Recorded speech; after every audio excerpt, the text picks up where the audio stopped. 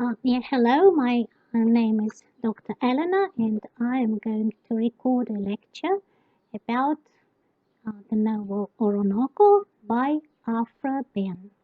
We have already studied two sections of this novel.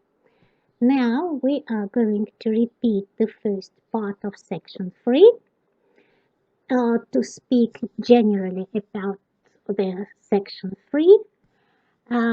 Then we are going to read uh, the paragraphs that we haven't studied yet, and we are going to answer some questions about these paragraphs, and then we are going to look at the questions that you might meet during your exam. Okay, so let us begin. So what section 3 is about? We haven't seen each other for quite a long time. We have studied the first 3 paragraphs already, but I will still remind you what we have what the section is about, and then we will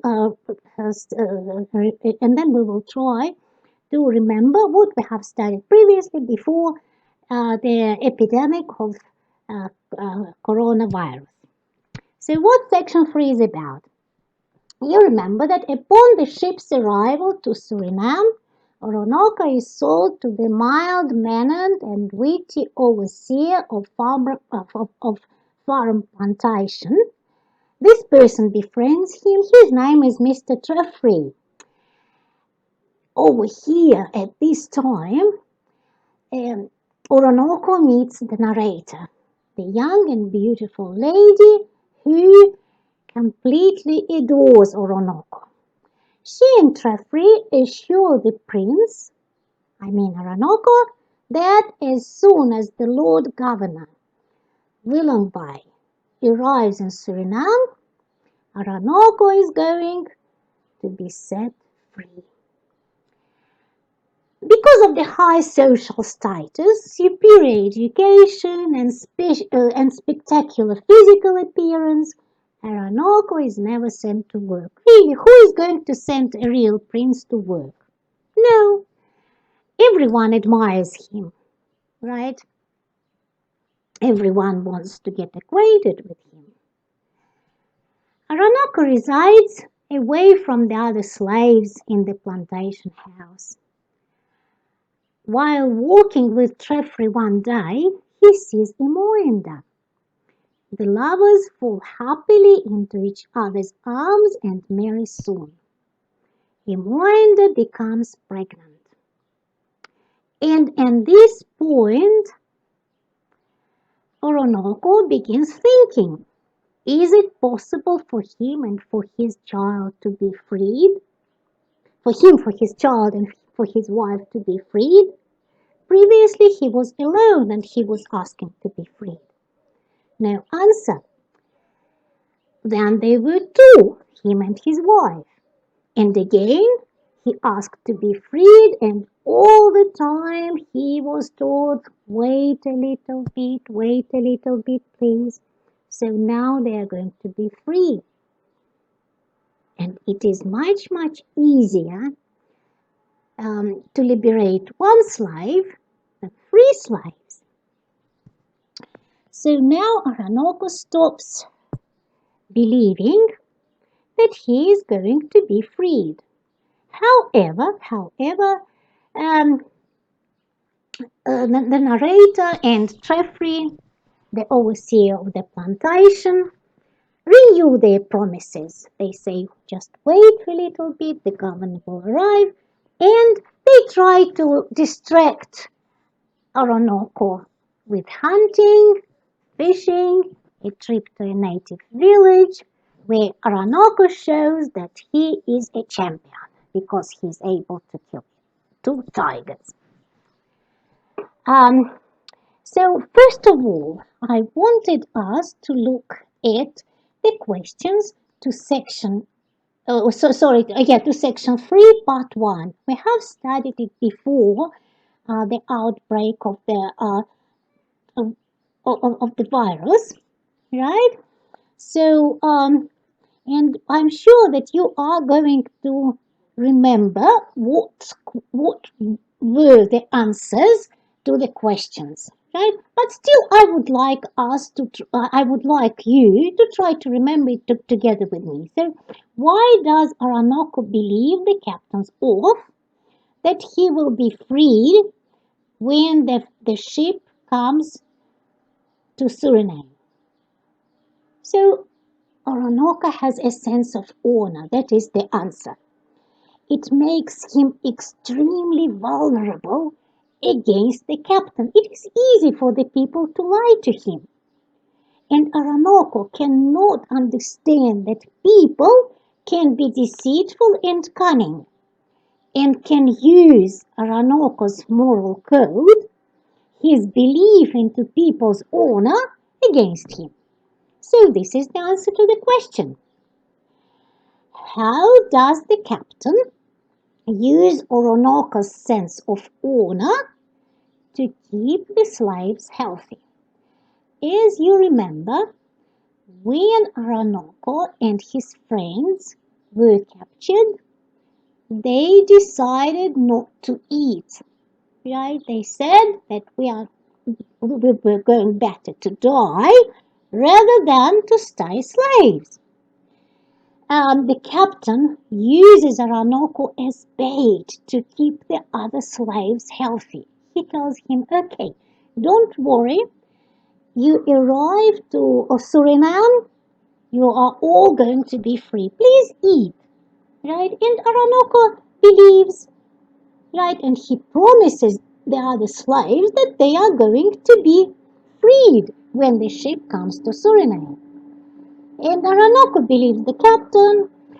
His friends believed Orinoco's friends believed Orinoco, and thus everyone escaped alive for the slave traders. How is Orinoco? Sorry.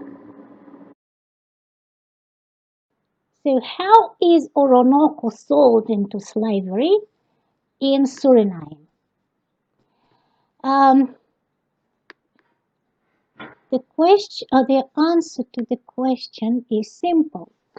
When the ship arrives in Suriname, the captain orders the slaves to be put into groups or lots for the merchants and gentlemen who had purchased them, taking care to separate families and acquaintances in case rage and courage should put them into contriving some great action to the ruin of the colony. That means that they are separating family members from each other, right? Despite the captain's promise to free him, Orinoco is also seized and sold to the overseer of the plantation, whom the narrator happens to be visiting. Orinoco's look of hatred directed at the captain causes the slave trader to blush. But he only blushes, right? And Orinoco becomes really a slave, a person who does not have his own will. He says to the captain, "Farewell, sir. It is worth my sufferings to gain so true knowledge both of you and of your gods to whom you swear." He jumps into the boat and sets off with his new master, Treffry, a man of great wit and fine learning, for the 3-day journey to the new home at the Param Hill plantation. So, who buys Orinoco? I am sure you all remember that the name of that person was Treffry, right? So Orinoco was taken by Treffry, a man of great wit and fine learning. In the novel, he is also called a man of so excellent parts and wit. When Orinoco informs Treffry of his background, Treffry promises upon his word of honor that he will find a way to return Orinoco to his own country and that he will find out What happened to Orinoco's enslaved friends? Orinoco trusts him. As we will see, he was wrong to trust Geoffrey. Orinoco is going to be betrayed. Wait, just 1 second. Yeah. So what is the attitude of the white people to Orinoco after his arrival to the plantation? So Geoffrey, the overseer of Lord Governor Willoughby's plantation, is enormously surprised by the superior physical appearance of the new slave. This slave can even speak English. Although Orinoco attempts to be humble, in time Geoffrey realizes he has a great mind and a superior education. The men become such good friends that Geoffrey ever after loved him as his dearest brother and showed him all the civilities due so great a man. So Geoffrey respects Orinoco, even though Orinoco is black and additionally Orinoco is a slave. The fame of Orinoco precedes their journey upriver to the plantation. Wherever they stop, they are met with crowds of people eager to view the richly robed African prince. And the prince feels shy, right? And he is so shy that he asks Geoffrey to give him plain clothes. But even the plain brown suit he is given cannot conceal the graces of his looks. Even this costume reveals the nobility of Orinoco. Orinoco's nobility shines through. There can be no doubt for the white people that he is a prince, and everyone admires him, and people congregate to see him at every stop. Just 1 second. Yeah. Sorry. Just 1 second. So, now we have repeated no, we haven't. Just 1 second. Just 1 second. There was one more question, I think. Yes. One question. So, that was what new name is given to Orinoco and why? It was the common practice for Christians to rename their newly acquired slaves. So every time they bought new slaves, Christian people, white people did not bother about learning their names. Right? They simply gave them new names, right?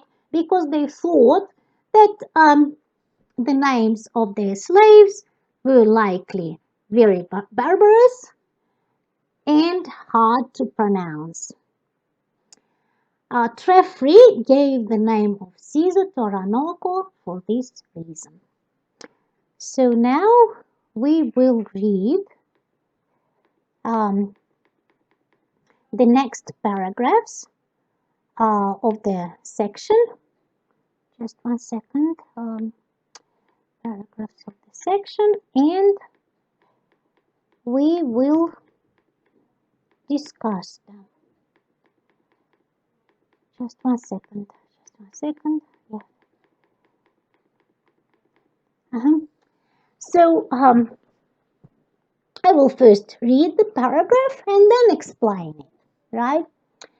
So later, Geoffrey tells Orinoco of a wondrous female slave who came to the plantation about 6 months earlier. Every man, including himself, he confesses, is undone in love with her, but she is too modest and cold. When Caesar asks Geoffrey why he does not take advantage of his position as master, Geoffrey admits ever he is far too intimidated. Geoffrey admits even he is too far intimidated. The next day, Geoffrey walks with Caesar past the cabin of the pretty young slave. So Caesar is the new name of Orinoco, remember, right? Suddenly, a young woman of wondrous beauty springs out of the door, chasing a small dog. Caesar finds himself beyond joy, and his heart almost bursts when he sees his beloved Imoenda come back to life. Imoenda, who is now called Clement, faints into Caesar's arms, and when she revives, the lovers are reunited, swearing that all their terrible troubles have been worth the price now that they are reunited. So what happens in this paragraph? So Orinoco is told about a beautiful, as it is called here, wondrous female slave who was brought to the plantation 6 months earlier. And it is said that every man, including even the overseer of the plantation, the person who works for the governor, is in love with her. But she is very modest and cold. She doesn't pay attention to everyone.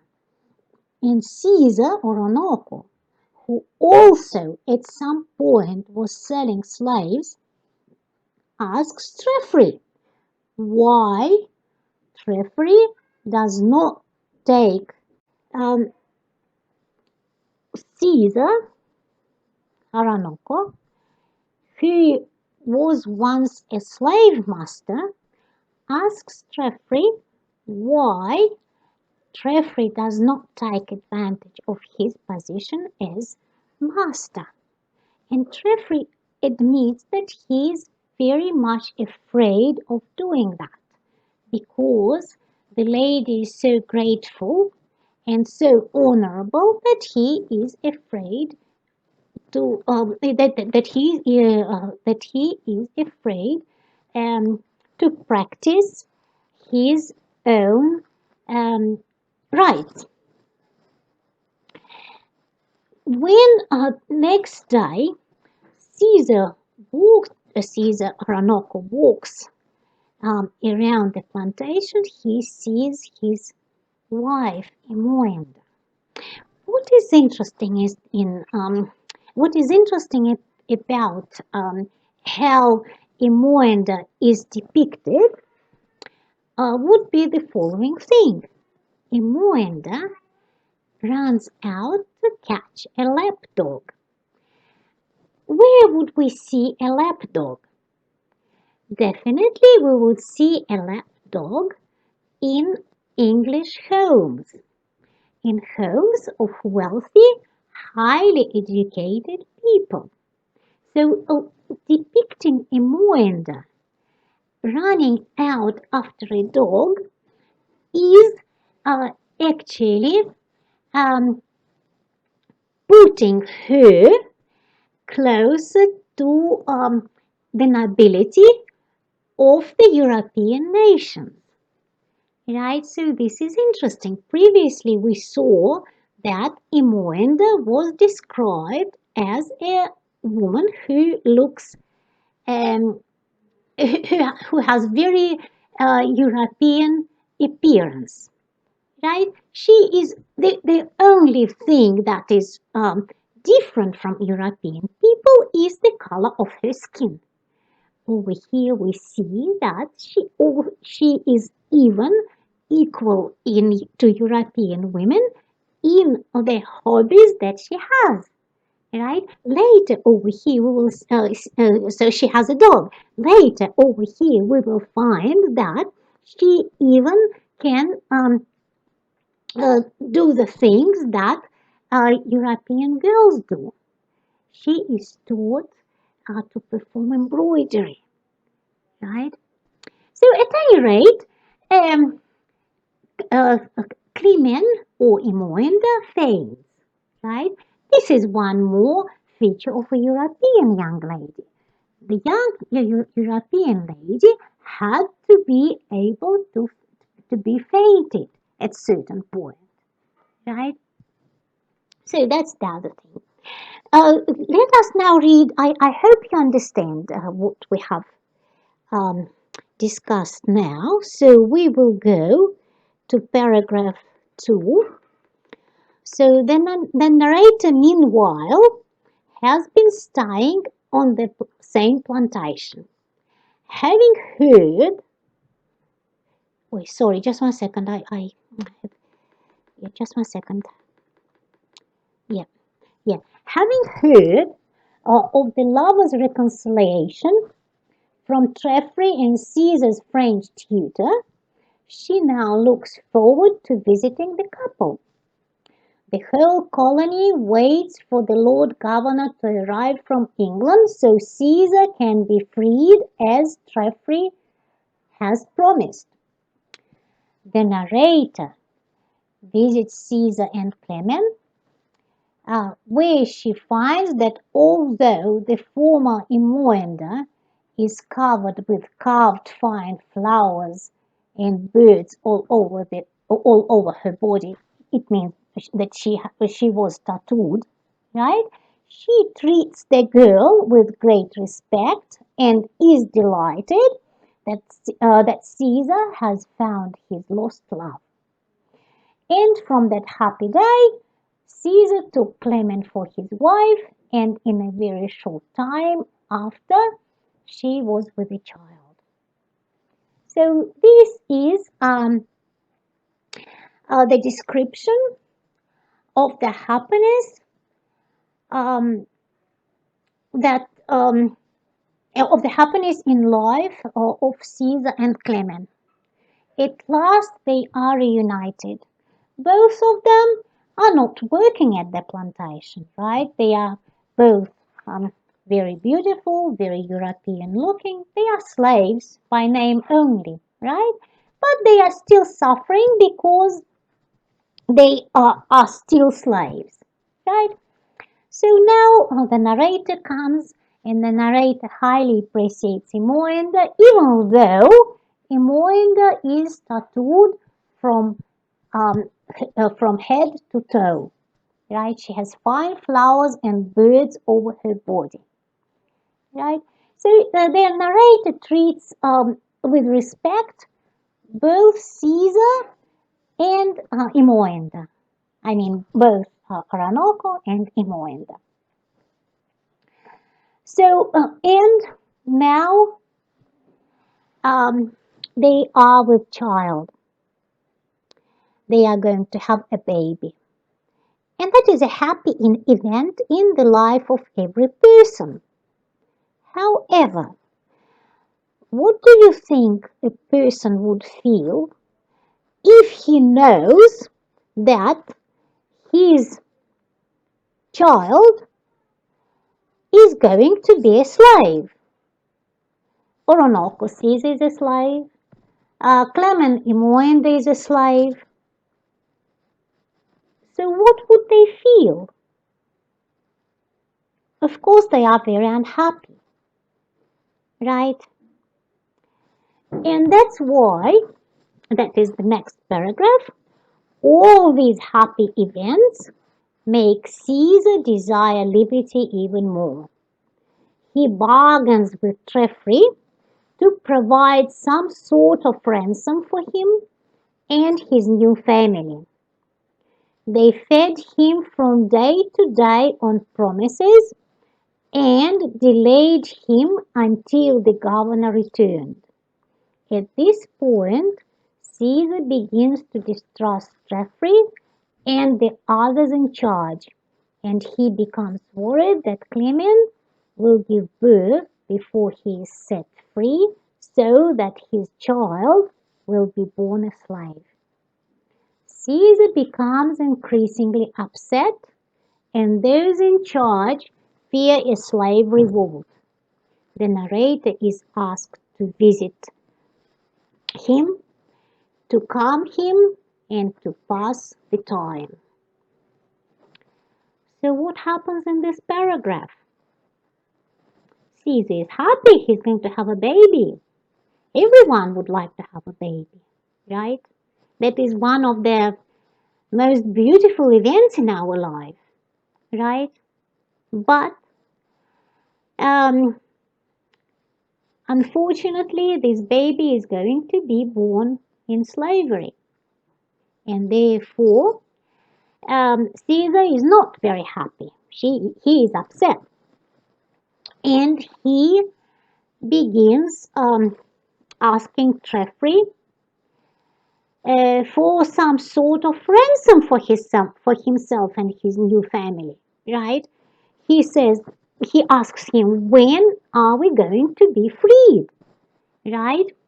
And everyone tells him, oh yes, we are going to free you. You got just to wait. But how long can a person wait, right? How much patience one person has to have, right? So Imoenda and Orinoco are fed on promises from day to day, right? And they are always told, the governor will return, the governor will come, the governor will decide. So in the end, Orinoco understands that all these promises do not guarantee him anything. And at this point, Caesar begins distrusting Treffry because Treffry in reality cannot do anything for him, right? So Treffry cannot do anything for him. Treffry can only promise, unfortunately.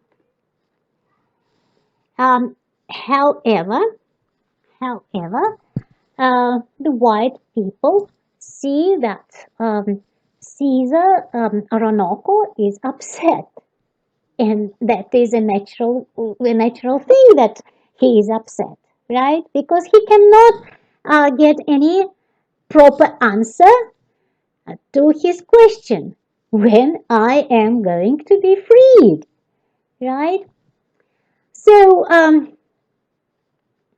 uh, white people become afraid of um, some kind of an insurrection, and they think that the only person who could help them is the narrator. She is a young, beautiful woman, full of charm, um, and who admires both Caesar Ranocco and Imoen the Clement.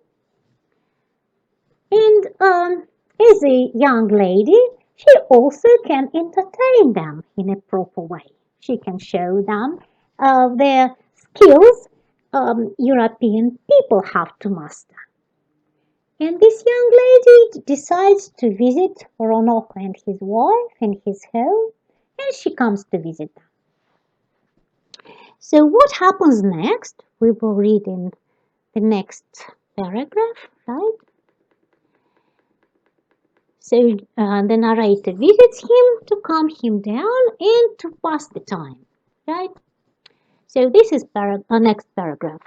She entertains him with tales of the Romans and shows Clement feminine arts such as embroidery and perhaps painting. So these were the arts young women had to master. The young European women had to master.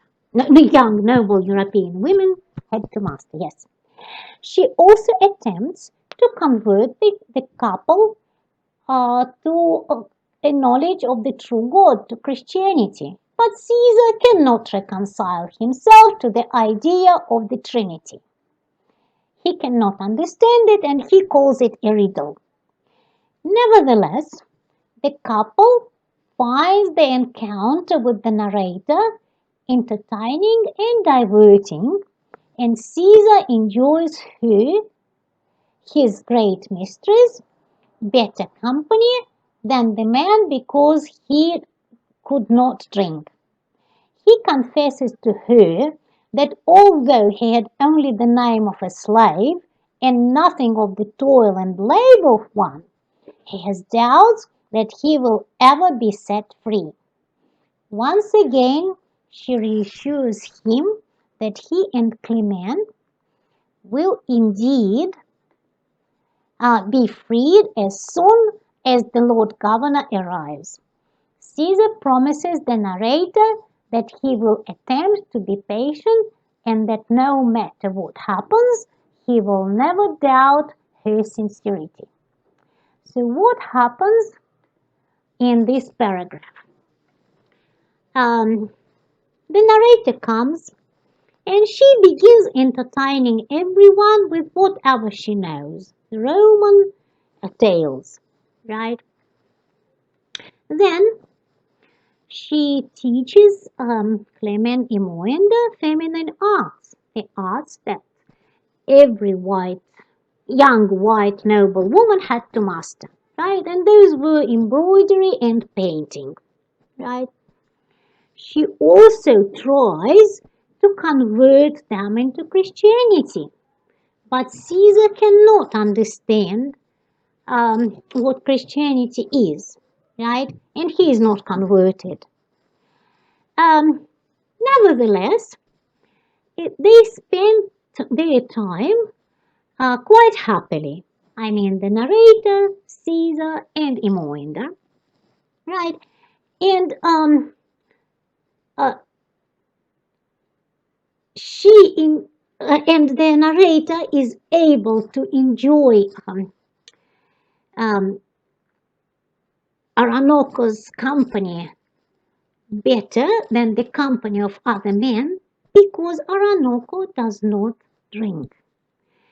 And Orinoco confesses to her that even being a slave in the name is hard for him and that he thinks that he will never ever be set free. But but the narrator assures him that he and Clement are going to be freed indeed and that they are going to live happily. Right? And Caesar promises that he is going to be patient, and if he changes his mind, he is going to talk to her, to the narrator first. So, what does this promise show to us? This promise shows that Orinoco is a person of honor, and as he um, promises something, when he promises something, he is going to keep his promise. So now he is bound with the promise, and he will have to tell the narrator if he changes his mind, if he changes his trust to his masters. How cunning is that, right? Um, the, the slave owners were very clever to send the narrator um, to Caesar, knowing how noble and honorable he was. Okay, so next paragraph will be the following. The whites begin to feel increasingly uncomfortable that Caesar might start a slave revolt. For this reason, they decide to keep an eye on him and continue to divert him, so he does not become too friendly with the other slaves. All the white men in the country come to visit him and reassure him that the Lord Governor will free him. So, what this paragraph is about? This paragraph is about um, the fear of the white people. They are afraid that Caesar Orinoco might start a revolt might start an insurrection against his owners. Um, so white people, oh, yeah, so white people decide that they have to um, always leave someone with Orinoco, so that he does not um, become that so that he does not seek friends among slaves. Um, all the white men in the country now come to visit Orinoco and to reassure him that the Lord Governor will free them. But still, the white people feel that there can be a revolt. And, and this is natural that such a revolt could take place because Orinoco for such a long time has been deceived by the white people, right? So now I think that we should look at some questions, right? And if we have some more time, we will return back to the lecture. So one of the first question that I might ask you, might ask you at the exam, um, just one second, would be, how does Orinoco live at the plantation? So upon his arrival at the plantation, Caesar is received more like a governor than a slave. What does it mean? It means that he is highly respected. And even the King of England would be happy with so much attention. So upon his arrival at the plantation, he was treated as a king. He is also given a small house and a piece of land far away from the other slaves. Right? So next question. What is the attitude of the other slaves to Orinoco? What is the attitude? You remember that Orinoco at some point was a prince. And as he was a prince, he participated, and as he was a prince and a general, participated in wars between different tribes and different nations that came against his country, right?